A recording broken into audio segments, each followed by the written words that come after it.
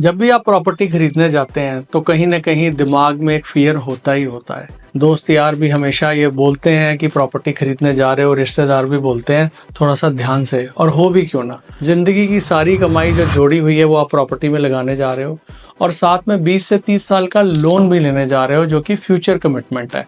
तो ये सारी चीज़ें बट नेचुरल है, इंसान को एक फियर लेके इंसान के अंदर आती ही आती हैं। अब इसमें सबसे पहला जो टेक्निकल पॉइंट होता है जिसको लोग बोलते हैं कि ज़रूर चेक कर लेना क्या टाइटल क्लियर है, बेटा ये ज़रूर देख लेना। सो टाइटल क्लियर होता क्या है? बहुत सी जगह सुनते हैं टाइटल क्लियर कर लेना ज़रूरी है, टाइटल क्लियर होना चाहिए। सो ये टाइटल क्लियर होता क्या है, इसके बारे में आज बात करेंगे। टाइटल क्लियर एक सिंपल सी लाइन या वर्ड नहीं है। टाइटल क्लियर एक कंप्राइज होता है 6 स्टेप्स से। तो आज हम उन 6 स्टेप्स के बारे में बात करेंगे। ये 6 चीजें अगर आप चेक कर लें तब आपका टाइटल क्लियर होगा, उससे पहले आप इसको क्लियर ना माने। बट बिफोर ये 6 स्टेप्स की हम बात करें उससे पहले हम ये बात करेंगे कि इतना ज़रूरी और क्रूशियल क्यों है टाइटल क्लियर होना, उसके क्या फ़ायदे और नुकसान हैं। अगर ये आपको पता लग जाए तो आप बहुत अलर्ट रहेंगे कि यस, टाइटल क्लियर को हमें जरूर चेक करना है कि टाइटल क्लियर है या नहीं है। तो आइए जानते हैं 4 बेनिफिट्स टाइटल क्लियर होने के क्या हैं। सबसे पहला, सिक्योरिटी ऑफ बायर। बायर अगर टाइटल क्लियर है तो उसकी पूरी सिक्योरिटी रहेगी, उसको कोई भी प्रॉब्लम फ्यूचर में नहीं आने वाली है, ये बहुत क्लियर हो जाता है। Number 2, ease of transaction. Middle of the transaction में आपको कभी घबराहट नहीं होगी क्योंकि आप सबसे बड़ी परचेज करने जा रहे हैं लाइफ की, और अगर ऐसे में कुछ भी आगे पीछे होता है तो दिल बहुत धड़कने लगता है, क्योंकि ये सारी भी जो डील साइन होती हैं टाइम बाउंड होती हैं, एग्रीमेंट साइन होता है कितने टाइम में आप कंप्लीट करेंगे, तो ईज ऑफ ट्रांजैक्शन आपको मिलती है। Third is investment assurance. Investment assurance बहुत ज़रूरी है क्योंकि 90% लोग प्रॉपर्टी पे लोन लेते हैं, और जो फाइनेंशियल इंस्टीट्यूशन आपको लोन दे रहा है वो फाइनेंशियल इंस्टीट्यूशन ये चाहेगा कि टाइटल क्लियर हो, तो वहाँ भी एक ज़रूरत आन पड़ती है। और चौथा फ़ायदा है लीगल प्रोटेक्शन। देखिए, लॉन्ग टर्म में आप ये प्रॉपर्टी आज खरीदने जा रहे हैं तो कल को बेचने की भी ज़रूरत पड़ सकती है, अपग्रेड करने की ज़रूरत पड़ सकती है, तो उस समय बहुत ज़्यादा ज़रूरी हो जाता है कि आपको एक लीगल प्रोटेक्शन रहे।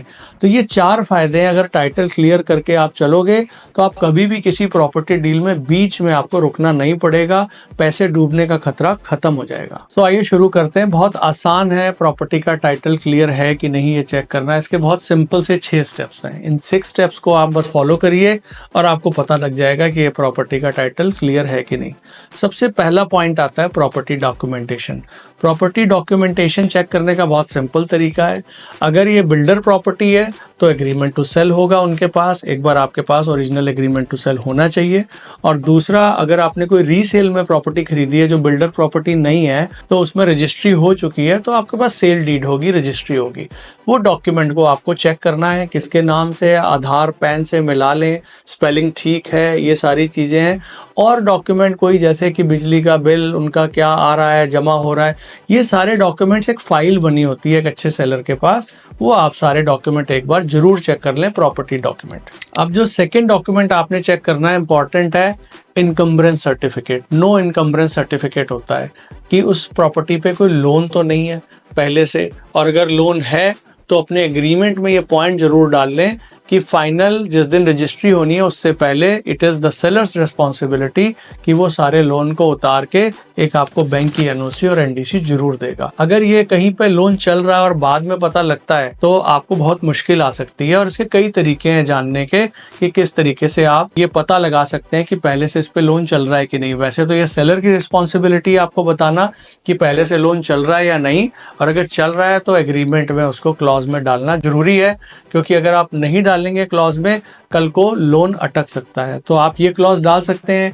कि आप जब पहली पेमेंट करेंगे, कुछ आप एग्रीमेंट कर रहे हैं 25%, 30%, so in that money plus he can arrange some other money, और वो आपका एक बार को लोन खत्म करेंगे और एनओसी और एनडीसी लेके आएंगे। तीसरा और इम्पॉर्टेंट पॉइंट है लीगल कंप्लायंस। आपको ये चेक करना होता है कि प्रॉपर्टी जितने भी लोकल लॉज हैं उनको फॉलो कर रहे हैं, कंप्लाइंट कर रहे हैं कि नहीं कर रहे हैं।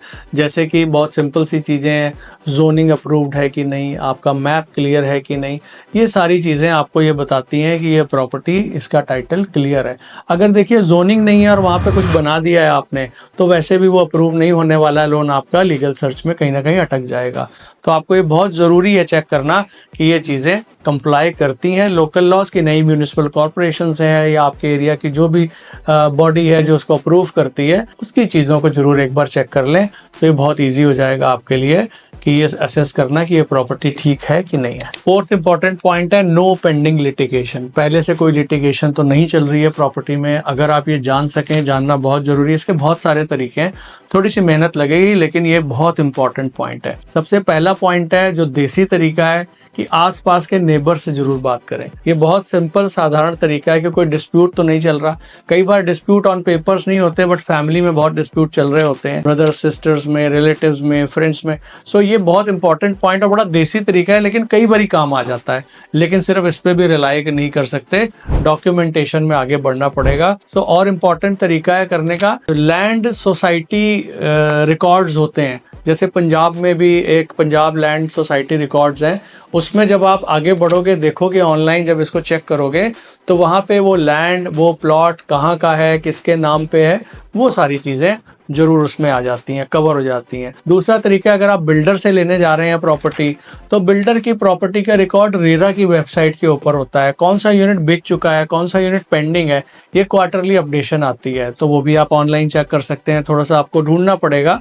I will make another video for this, जिसमें आपको ये बताऊंगा कि किस तरीके से आप रेरा से ये सारी चीजें निकाल सकते हैं। आपकी कोई प्राइवेट प्रॉपर्टी खरीदी है तो आप म्यूटेशन रिकॉर्ड चेक कर सकते हैं। अलग अलग स्टेट्स में अलग अलग भाषा यूज करी जाती है, बट इंग्लिश में इसको बोलते हैं कि भाई म्यूटेशन अगर हो गई है तो वो लैंड आपके नाम से रजिस्टर्ड है, रिकॉर्डेड है।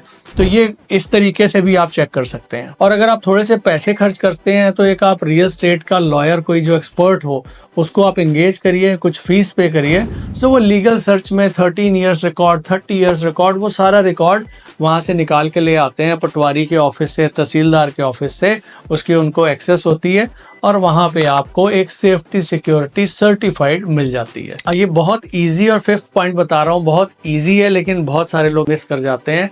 That is chain of record, chain of ownership. Chain of ownership पहले बायर से लेकर अब तक जितने भी बायर्स रहे हैं वो सबकी रजिस्ट्री की कॉपी, सबका रिकॉर्ड रखना ज़रूरी है। अगर आप भी कोई प्रॉपर्टी खरीद रहे हैं तो आप इंश्योर करिए कि पहले से आपको चेन ऑफ रिकॉर्ड मिल रहा है और आपकी रजिस्ट्री उसके ऊपर कॉपी आप लगा रहे हो, फाइल क्लियर है आपकी। क्योंकि अगला बायर जो आने वाला है, कभी भी आप अपग्रेड करोगे या इसको सेल करोगे तो वो ये सब चीज़ें ज़रूर देखेगा। अवेयरनेस बढ़ती जा रही है। सो चेन ऑफ रिकॉर्ड को कभी भी मिस ना करें।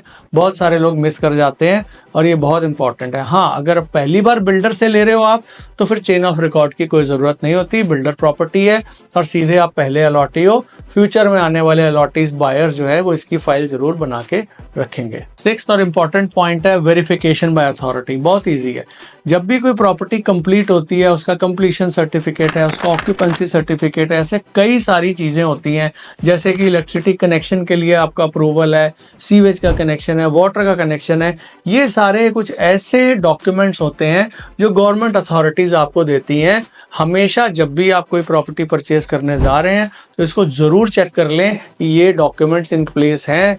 That means on government record this property is legal. थोड़ी सी सेफ्टी हो जाती है, although this is not 100% sure, but अगर ये 6 के 6 पॉइंट आप चेक करते हो तो ये 100% फुल प्रूफ है कि ये टाइटल, आपकी प्रॉपर्टी का टाइटल क्लियर है। तो अगर आप कोई प्रॉपर्टी खरीदने का सोच रहे हो या फ्यूचर में कभी ना कभी आपको प्रॉपर्टी खरीदनी ही है तो सब्सक्राइब कर लें चैनल को और इस वीडियो को ज़रूर फॉरवर्ड करें उन लोगों को जो इंडिया में कहीं भी कोई भी प्रॉपर्टी खरीदना चाहता है और आपको पता है उनको खरीदने की ज़रूरत है। तो उनको ये वीडियो भेज के आप उनकी हेल्प कर सकते हो कि कैसे वो टाइटल क्लियर ज़रूर देख के चलें ताकि उनके पैसों की कोई रिस्क उनकी लाइफ पे ना हो।